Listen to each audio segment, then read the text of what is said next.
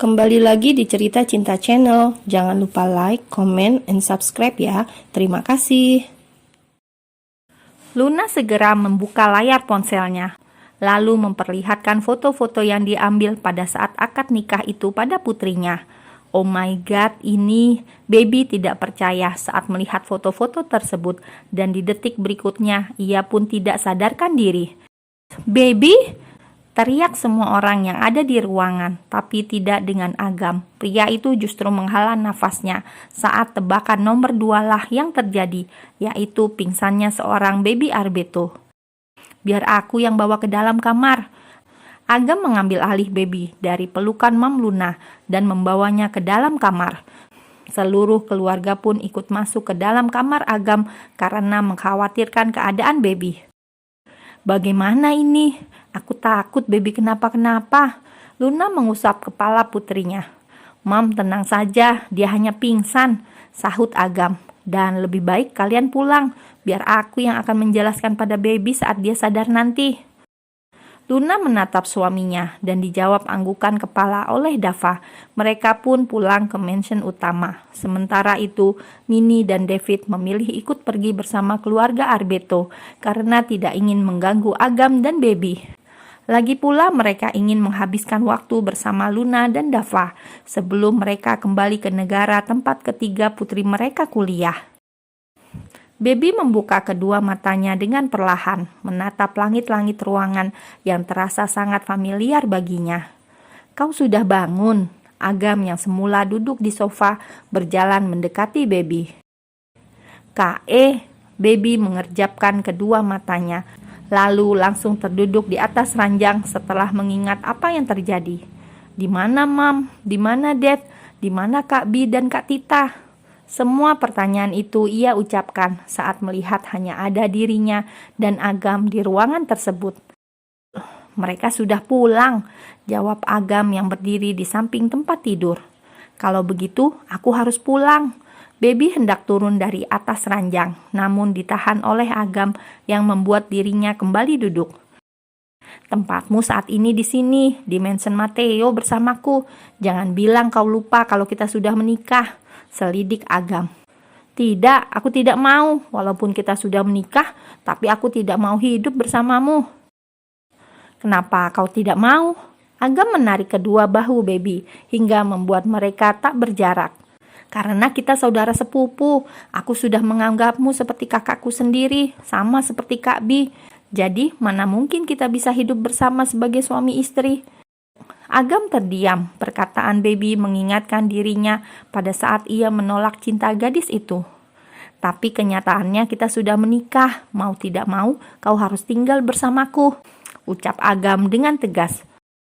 Kau itu mengerti tidak? Kita ini saudara sepupu. Dan lagi, aku tidak bisa hidup bersama dengan manusia dingin seperti kulkas 16 pintu," ketus Baby dengan bibir yang mengerucut tajam. "Kulkas 16 pintu?"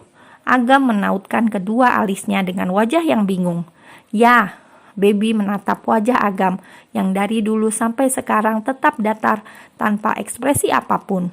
"Aku tidak bisa membayangkan kita tinggal bersama dan tidur di ranjang yang sama.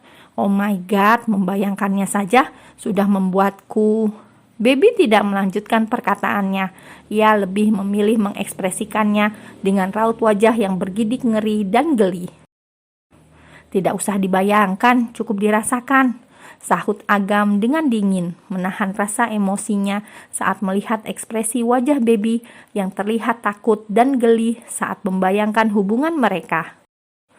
Padahal di sini yang seharusnya menolak dan merasa geli adalah dirinya, karena sejujurnya Agam pun tidak bisa membayangkan hidup bersama Baby dan tidur di satu ranjang yang sama dengan gadis itu, apalagi saat membayangkan bagaimana malam pertama mereka, membuat bulu kuduk Agam merinding seketika.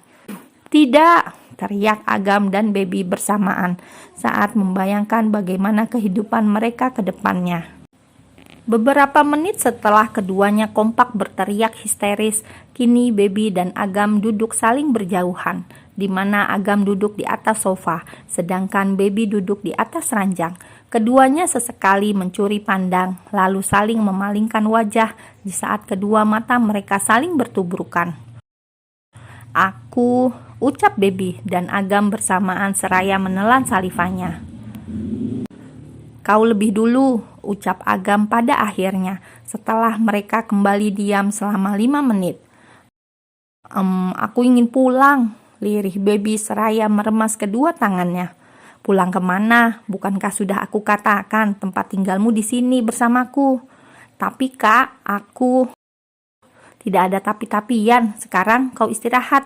Aku ingin..." Agam sampai bingung ingin melakukan apa di dalam kamarnya sendiri. "Aku ingin membersihkan diri." Ia pun bergegas menuju bathroom. Namun baru 3 langkah kakinya berjalan, Agam menengok ke belakang. "Mau apa kau?" tanya Agam saat melihat Baby berjalan menuju pintu keluar. Aku..." Baby tersenyum kaku seraya menggaruk tengkuknya yang tidak gatal. "Baby bodoh, seharusnya kau itu kabur setelah Agam masuk ke dalam bathroom," sesalnya dalam hati. "Aku tanya, kau mau apa?" Agam mengulangi pertanyaannya dengan tatapan mata yang tajam. Aku hanya ingin mengambil minum." Bohong Baby, lalu hendak berjalan kembali. "Apa kau tidak lihat di pojok sana?" Agam menunjuk jarinya ke arah sudut ruangan. Baby menatap arah yang ditunjuk Agam dan tanpa sadar menepuk keningnya sendiri saat melihat sebuah lemari pendingin yang pastinya terdapat banyak minuman di dalamnya. "Oh iya, aku tidak melihatnya." Baby pun terpaksa berjalan menuju lemari pendingin itu, tanpa berani menatap ke arah Agam sampai sudut ekor matanya melihat sepupunya itu berdiri di depan pintu kamar. "Dengan begini kau tidak bisa lari." Agam mengunci pintu kamarnya. "Sial," umpat Baby dalam hati sembari melayangkan sebuah tinjuan tepat setelah melihat Agam masuk ke dalam bathroom. "Bagaimana ini? Bagaimana caranya aku melarikan diri?" Baby berjalan mondar-mandir di ruangan tersebut dengan wajah yang panik. Panik karena memikirkan apa yang akan terjadi di antara dirinya dengan Agam di dalam kamar tersebut. "Tidak, aku tidak bisa." Baby berjalan menuju balkon, lalu melihat ke bawah. Lumayan juga jika dirinya harus melarikan diri dengan melompat ke sana, karena saat ini dirinya berada di lantai 2. "Come on Baby, dulu kau sering melarikan diri saat di mansion utama, dan ini tidak ada apa-apanya," gumamnya pada diri sendiri. Dan setelah membulatkan tekadnya, ia pun mulai menjalankan rencananya untuk kabur dengan cara turun dari atas balkon. 15 menit kemudian, Agam yang sudah selesai membersihkan diri keluar dari dalam bathroom. Ia berjalan menuju walk-in closet dengan handuk di bawah pinggang yang menutupi tubuh bagian bawahnya. Dan saat ia hendak mengambil pakaian ganti, Agam merasa ada sesuatu yang hilang, tapi ia sendiri tidak tahu apa. Agam memandang seluruh isi kamarnya dengan kening yang berkerut mencari sesuatu yang hilang itu. Ia pun berjalan menuju tempat tidur dan memeriksa kembali seluruh ruangan. Mungkin hanya perasaan aku saja." Agam kembali berjalan menuju walk-in closet. Namun saat ia hendak melepas handuknya, Agam pun teringat sesuatu. "Baby!" pekiknya dengan segera mencari keberadaan gadis itu. "Sial!" Agam mengumpat dari atas balkon saat menyadari Baby pasti melarikan diri dengan cara turun ke bawah. "Baby Arbeto!" Agam berteriak dengan wajah yang kesal karena belum ada 1 jam gadis itu di mansionnya, tapi sudah hilang dengan cara melarikan diri. Sementara itu, Baby yang sudah ada di dalam taksi tengah tersenyum penuh kemenangan karena sudah berhasil melarikan diri dari mansion Matteo dengan turun dari atas balkon dan mengelabui penjaga gerbang. Mengetahui Baby melarikan diri, Agam pun tidak tinggal diam. Ia bergegas pergi ke mansion utama untuk menjemput gadis itu, dan setelah sampai di mansion keluarga Arbeto, orang yang tidak ingin ia lihat semenjak dirinya menikah dengan Baby justru berdiri di hadapannya. "Wow, sepupuku. Salah, adik iparku datang kemari. Ada apa?" Jangan bilang kau mencari adikku karena dia melarikan diri. Boy seperti biasa menyindir Agam dengan kata-katanya. Itu ia lakukan semenjak sepupunya itu menikah dengan adiknya. "Di mana adikmu?" tanya Agam tak memperdulikan ocehan Boy Arbeto. "Adikku, apa dia benar-benar melarikan diri?" Boy menautkan kedua alisnya dengan senyum mengejek. Agam yang tidak ingin berdebat dengan Boy memilih pergi dari ruangan tersebut menuju kamar baby. "Hei, aku belum selesai." Boy sengaja menahan langkah Agam karena masih ingin membuat sepupunya kesal. Bagaimana rasanya gadis yang begitu mencintaimu kini melupakan dan tidak mau menerimamu sebagai suaminya?" Agam hanya diam, tidak menjawab perkataan Boy Arbeto. "Bagaimana rasanya menikah dengan adik sepupumu sendiri? Aku tidak bisa membayangkan, pasti rasanya mengerikan tidur bersama wanita yang sudah kau anggap sebagai adik," ejek Boy sambil tertawa.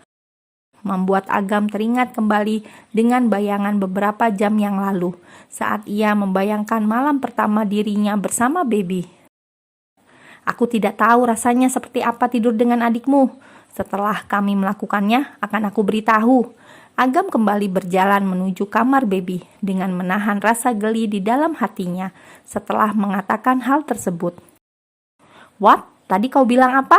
teriak Boy saat melihat Agam yang pergi begitu saja. "Tadi dia bilang apa?" "Akan memberitahuku setelah mereka melakukannya," gumam Boy dengan wajah yang terkejut.